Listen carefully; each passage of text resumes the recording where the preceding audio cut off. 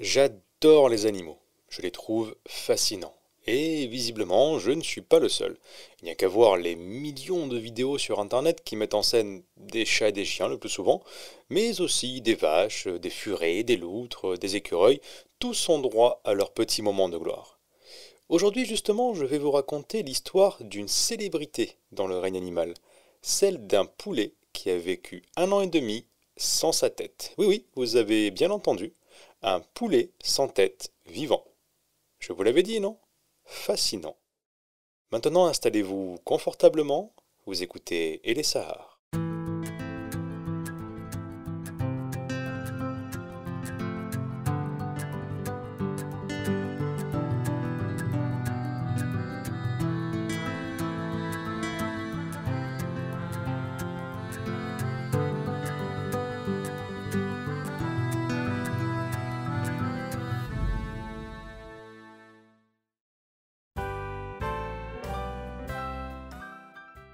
Venez avec moi, nous allons faire un voyage dans le temps.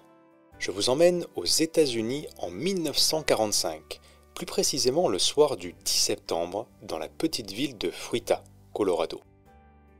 Vous voyez l'homme là-bas? Oui, celui qui sort de sa ferme. Lui, c'est Lloyd Olsen. S'il se dirige vers sa basse-cour, c'est parce que ce soir il reçoit sa belle-mère à dîner et au menu il a prévu poulet fermier.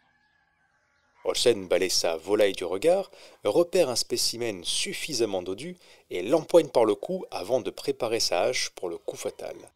Il lève la lame au-dessus de sa tête, mais juste avant de la battre, il se rappelle que sa belle-mère aime particulièrement l'os du cou du poulet. Il ajuste un peu sa position pour en épargner le plus possible et... Le poulet décapité, comme à chaque fois, fait quelques pas de travers avant de reprendre une démarche normale et d'essayer de picorer le sol. On dirait bien, oui. Le fermier en a vu d'autres dans sa vie, mais ça, jamais. Il reste perplexe quelques minutes à observer le phénomène et oui, oui, ce poulet sans tête reprend sa vie de volaille tant bien que mal. Lloyd Olsen, un petit peu abasourdi, décide simplement de rentrer chez lui. Il verra bien demain après tout. Malheureusement pour nous, l'histoire ne dit pas ce qu'ils ont mangé ce soir-là. Toujours est-il que le lendemain matin, Olsen se rend dans son poulailler et il le voit. Il le voit, ce poulet sans tête, en train de dormir la tête, enfin, ce qu'il en reste, sous son aile, comme n'importe quel poulet. Et surtout, fait très étrange, il a beau regarder autour de lui, pas une goutte de sang sur le sol ou la paille. Le métier de fermier étant ce qu'il est, il n'a pas trop le temps de s'occuper de ce mystère et il embarque la volaille dans son chariot avec celle qu'il doit vendre, fait route jusqu'à Fruita, mais comme il ne perd pas le nord, il commence à parier avec les habitants qu'il a avec lui un poulet décapité vivant. Un poulet sans tête, ben voyons, t'es devenu fou, Olsen? Et pourquoi pas un cochon qui parle? La tête des gens quand Lloyd Olsen révèle la bête, tout le monde reste bouche bée. Enfin, pas pour longtemps. La nouvelle du poulet vivant décapité fait le tour de la ville, si bien que le journal local vient interviewer très rapidement l'heureux propriétaire. On y apprend que pour nourrir son poulet, Olsen utilise un compte-gouttes rempli d'un mélange d'eau, de vers de terre et de grains qu'il dépose directement dans son oesophage, et que pour éviter qu'il s'étouffe, il nettoie régulièrement sa gorge avec une seringue. L'attraction aurait pu rester cantonnée au petit village, mais à peine 2 semaines plus tard, un homme frappe à la porte de la ferme des Olsen. Monsieur Olsen, bonjour, je m'appelle Hop Wade, je suis promoteur de spectacle à Salt Lake City, dans l'Utah. Dites-moi, j'ai entendu parler de votre poulet sans tête là, et je pense qu'on pourrait en faire une attraction dans les spectacles itinérants, payante, bien sûr. Lloyd Olsen hésite un peu, mais comme il ne roule pas sur l'or et que sa ferme n'est pas florissante non plus, il se dit pourquoi pas. Essayons.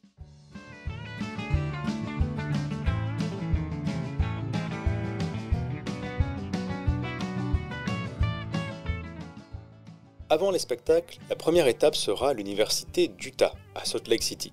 Là-bas, le poulet miraculé est étudié sous toutes ses coutures afin de comprendre comment il a pu survivre à une décapitation. Je vous lis les conclusions de l'époque.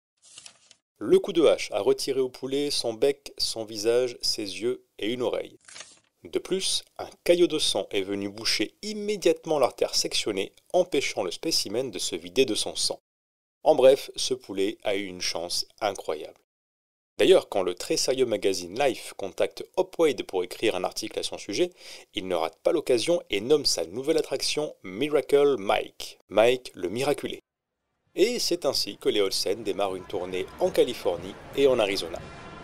Approchez, approchez, venez voir l'incroyable volaille sans tête, le poulet miraculé Mike, seulement 25 cents l'entrée. Bon d'accord, il faut bien l'admettre, lors de ces spectacles, Mike ne fait pas grand-chose.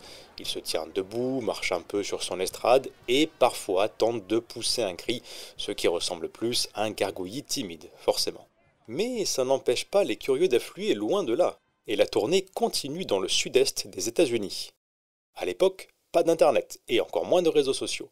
Pourtant, quand la presse nationale s'empare de l'histoire, une cinquantaine de lettres arrivent dans les rédactions des journaux américains. Certains expriment leur fascination, tandis que d'autres s'indignent qu'un poulet décapité soit maintenu en vie, accusant Olsen de cruauté animale. Chacun se fera son opinion, mais notons que les débats par message interposé ne datent pas d'hier.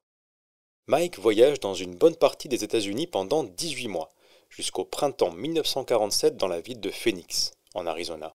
Une nuit, les Olsen, qui dorment dans la chambre du motel non loin de leur dernière représentation, sont réveillés par le bruit caractéristique de Mike en train de s'étouffer. Lloyd se lève, cherche la seringue qu'il utilise dans ces cas-là, mais elle n'est pas là, il a oublié sur scène hier soir. Il fouille partout pour trouver une autre solution, une paille, n'importe quoi. Trop tard. Mike, le poulet sans tête, vient de mourir.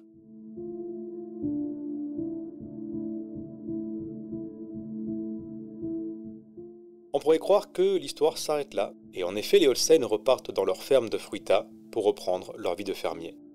Lloyd profite de l'argent que lui a rapporté Mike pour acheter 2 tracteurs, une moissonneuse-batteuse et, petit plaisir luxueux à l'époque, une camionnette Chevrolet. Mike n'a pas fait de Lloyd Olsen un homme riche, loin de là, mais il dira plus tard que grâce à lui il a pu voyager et moderniser sa ferme, ça lui suffisait au fond. Pour Fruita en revanche, la ville natale de Mike, l'histoire ne s'est jamais vraiment arrêtée. En 1999, on érige dans la ville une statue de l'oiseau, et depuis tous les ans, a lieu un festival où tout le monde se retrouve pour célébrer Mike, le poulet qui vécut 18 mois sans sa tête.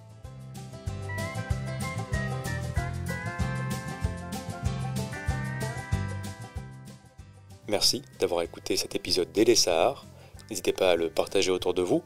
Quant à moi, je vous dis à très bientôt pour une nouvelle histoire.